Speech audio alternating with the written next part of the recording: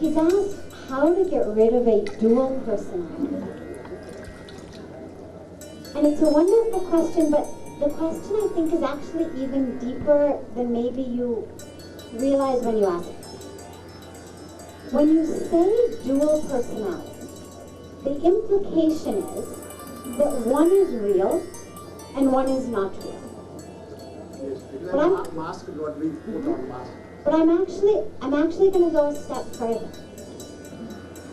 Whether we have dual or triple or quadruple personalities, none of them is real.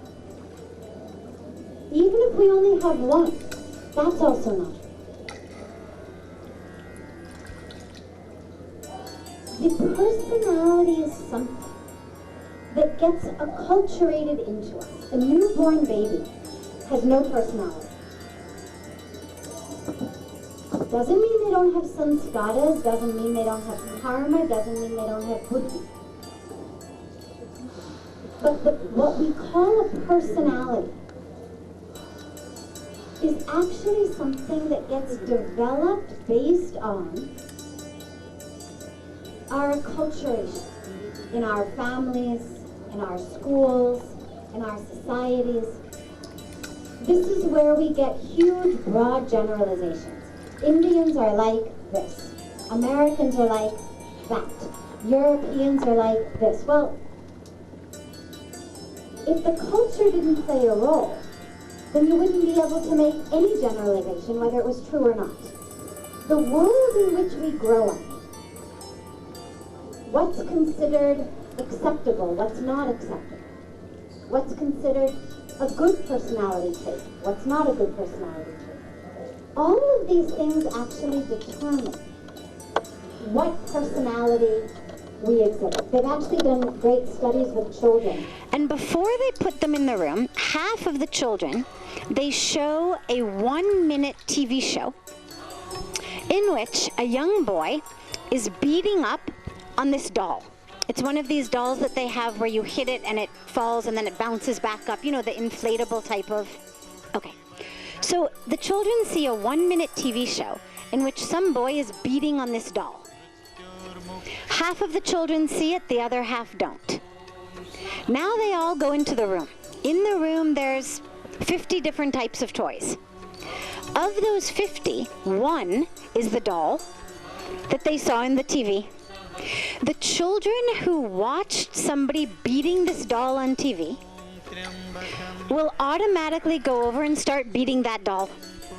Now we would look at them and we'd say, oh, they have a very violent personality.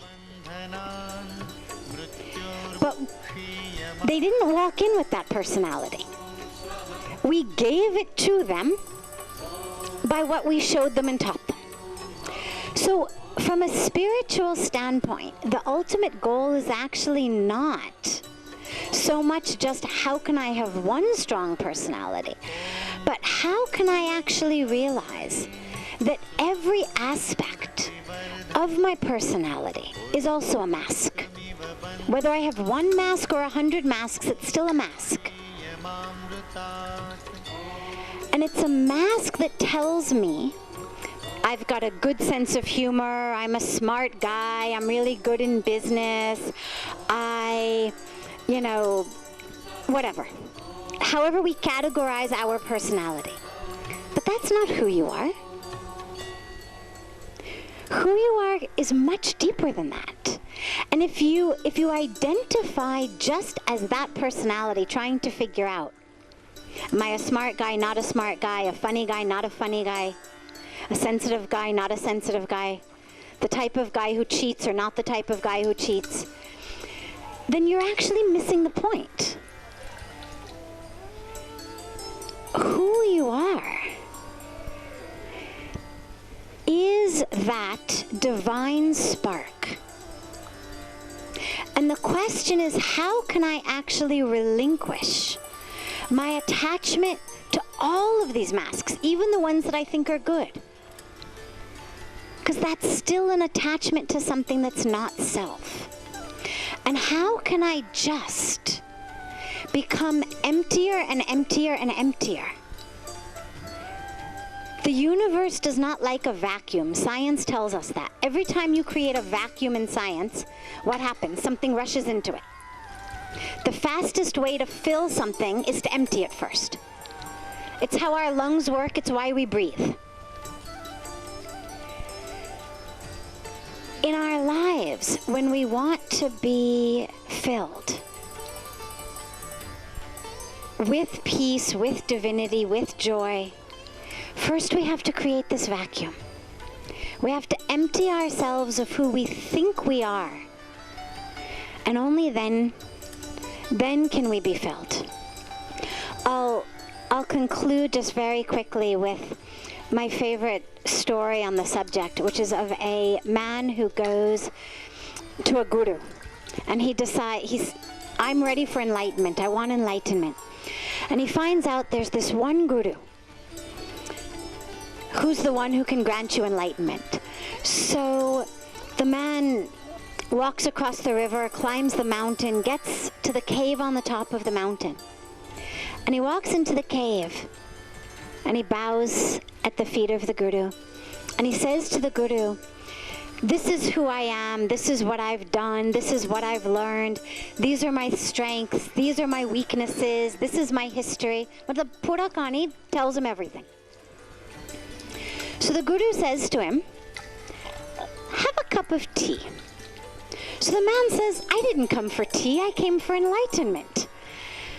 So the guru says, have a cup of tea. And he goes to the back of the cave and he comes back with a teapot and cups, and he puts down a cup and starts to pour the tea into it. And he pours and the cup fills up and he keeps pouring. And now the tea is spilling out all over the top of the cup onto the floor. And the man says, stop, what are you doing? The cup is full, it can't hold anymore. And the guru looks at him and he says, the same thing is true of you. You're so full of who you think you are, what you think you know, what you think you need, what you think you've learned, what you think your problems are, that there's no room for me to give you anything.